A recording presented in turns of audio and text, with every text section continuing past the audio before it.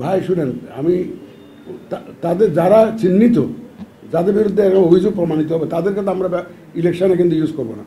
আর আমি আমি আমার ফিলিংস হচ্ছে ব্যক্তিগত, আমি সবাইকে খারাপ মনে করতে চাই না, unless he is proved otherwise. যদি একজন লোক অপরাধী প্রমাণিত না হয়, আমি তাকে অপরাধী হিসেবে ভাবতে চাই না।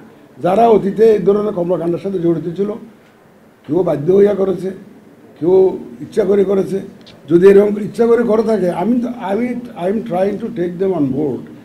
আমার তো এদেরকে নিয়ে চলতে হবে। আমার তো নির্বাচন কমিশনের সব লোককে কি বাদ দেওয়া সম্ভব?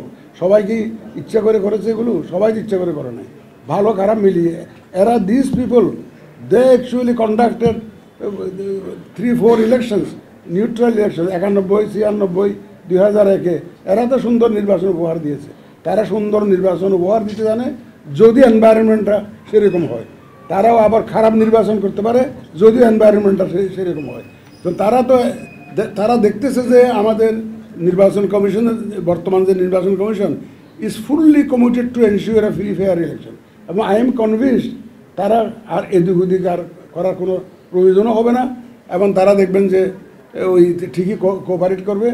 তাদের মধ্যে যারা চিহ্নিত অপরাধী থাকবে, আমরা যেগুলো বুঝতে পারবো যে this man is particularly committed to do something wrong, এবং সে নিজে ইনভলভ ছিল, অতিমাত্রায় উৎসাহী ছিল, তাদের বিরুদ্ধে আমরা ব্যবস্থা নিব। And take it from me, they will not be used in the election. অনেক ধন্যবাদ স্যার।